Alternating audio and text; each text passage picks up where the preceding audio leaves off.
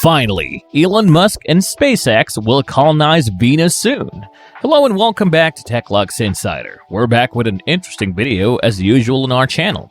As you all know, our channel brings new, fresh, and attentive content. Before we start, I would like you to hit that red subscribe button so that you never miss out on any of our videos.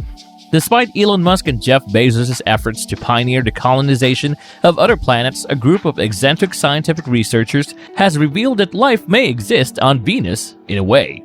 The 19-member international team of astronomers and astrophysicists published a study in the journal Nature Astronomy Today titled Phosphine Gas in Venus Cloud Decks. While it may sound like the title of a Tangerine Dream album, it actually highlights their main discovery: phosphine, a toxic gas produced on Earth by oxygen-deprived bacteria, is present in Venus's atmosphere. The discovery was confirmed by several Earth-based telescopes, despite the fact that the researchers were quick to distinguish them between trace levels of phosphine and any assurances about little green men. In many ways, Venus is more similar to Earth than Earth is to us, and it is millions of kilometers closer to us.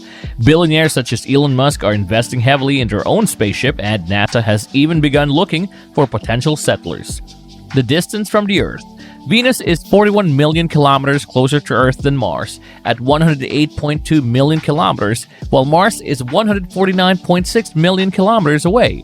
As a result, a round trip from Earth to Venus would be 30 to 50% faster than a trip to Mars. Today, depending on the speed of launch, we can reach Mars in 150 to 300 days. In general, it takes about 9 months to reach Mars, whereas it takes about 97 days or about 3 months to reach Venus. When we consider how much food, fuel, and time we would save, Venus provides a significant advantage because if we want to colonize another planet, we would need to take the majority of the necessary resources from here. NASA launched the Mariner 2 probe on August 8, 1962, and it completed the first successful flyby of Venus on December 14, 1962 in only 110 days. The atmosphere and the sun's proximity. Venus is also closer to the sun, so it receives 4 times as much solar energy as Mars. Furthermore, its thick atmosphere would provide humans with far superior protection against solar radiation and meteorites than Mars's protective layer. Furthermore, the atmosphere of Venus is primarily composed of carbon dioxide, which, after being filtered of sulfuric acid, can be used to grow food. Venus and Earth have similar gravitational pulls. Mars's gravity is only 0.38 times that of Earth, which can cause bone softening and muscle tissue loss, similar to what astronauts experience in a microgravity environment. In contrast, Venus has a similar size and mass to Earth, resulting in a very similar surface gravity, 0.904 g. This would almost certainly be sufficient to prevent the health problems associated with microgravity. It is worth noting that the only thing we cannot manipulate on a planet, at least for the time being, is gravitational force, so it makes sense to colonize a planet with Earth-like gravity. So instead of Mars, why not colonize Venus? At first glance, it appears that we have every reason to do so. Astronauts would be exposed to far less space radiation, we would need far less food, we would arrive much faster, and the overall cost of the mission would be much lower. Furthermore, Venus has a dense atmosphere that is much easier to oxygenate in order to make it habitable. We can attract oxygen from carbon dioxide than Mars's thin atmosphere. We are unlikely to be able to change the fact that the red planet lacks an atmosphere.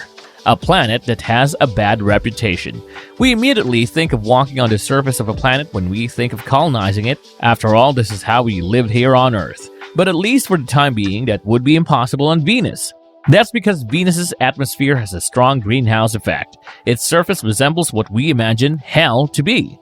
Clara Souza Silva, a molecular astrophysicist at Massachusetts Institute of Technology and study co-author, told Reuters, "With what we currently know of Venus, the most plausible explanation for phosphine, as fantastical as it may sound, is life," before adding, "I can only speculate on what life might survive on Venus, if indeed it is there. No life could survive on Venus's surface because it is completely inhospitable, even to biochemistries that are completely different from ours." But a long time ago, Venus could have supported life before a runaway greenhouse effect rendered the majority of the planet uninhabitable. Musk and Bezos have yet to respond to the news, but one assumes they already have a team hard at work designing larger telescopes. And with that being said, it's time to end our video. What do you think about Musk colonizing Venus? Let us know in the comments, and like this video and make sure to subscribe to the channel for more amazing videos like this one. We'll see you on the next video.